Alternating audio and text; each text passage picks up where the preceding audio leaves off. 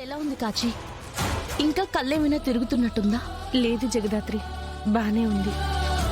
నాన్నని మీరు మీ ప్రాణాలకు తెగించి కాపాడారని పెద్దనాన్న చెప్పారు. చాలా థ్యాంక్స్ జగదాత్రి. అది మా బాధ్యత కాచి. వా, సూపరే. మీరే రౌడీల్ని పిలిపించి మళ్ళీ మీరే అటాక్ చేయించి ఇప్పుడు మీరే మళ్ళీ కాపాడినట్టు ఏం బిళ్ళపిస్తున్నారే? అబ్బబ్బబ్బబ్బబ్బబ్బ, మీ టాలెంటే. ఏం మాట్లాడుతున్నాం నిషి? మేం అటాక్ చేయడం ఏంటి? అంత నటించకు. ఇదంతా మీ ప్లానే అని మాకు అర్థమైపోయింది. నీకు నిజంగా అంతా అర్థం చేసుకునే మనసుండుంటే మీ అక్కని నెత్తిన పెట్టుకుని చూసుకునేదాని నిషి. ఎందుకు నెత్తిన పెట్టుకోవాలరా? ఎందుకు?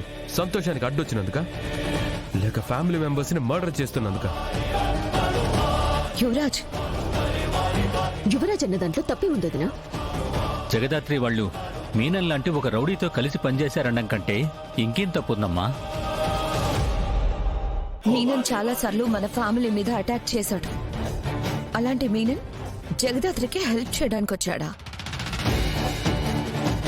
అన్నిటికంటే మించి జగదాత్రి వాళ్ళ అమ్మ మర్డర్ కేసులో మెయిన్ అక్యూజ్డ్ మీనన్ అని తెలిసాక కూడా మీనన్ సాయం అడుగుతుందా? ఏం మాట్లాడుతున్నారు? కొంచెం ఆలోచించి మాట్లాడండి.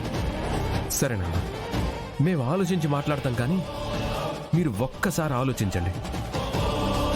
వాళ్ళకి బాబాయిని చంపే ఉద్దేశం లేకపోతే హాస్పిటల్ దగ్గర కూడా రావద్దని అన్నిసార్లు చెప్పాక కూడా నేరుగా ఐసీయూలోకి ఎందుకు వచ్చారు?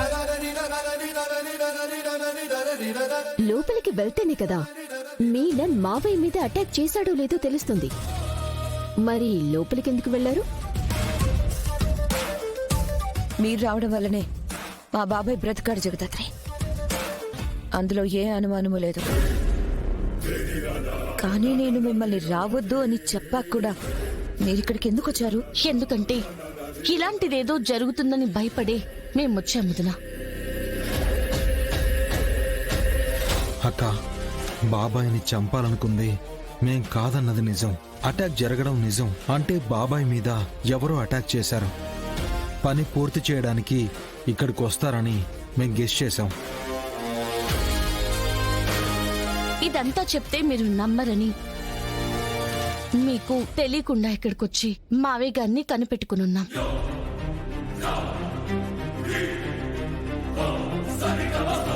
మీ డౌట్స్ కి సమాధానం దొరికిందా నిషి?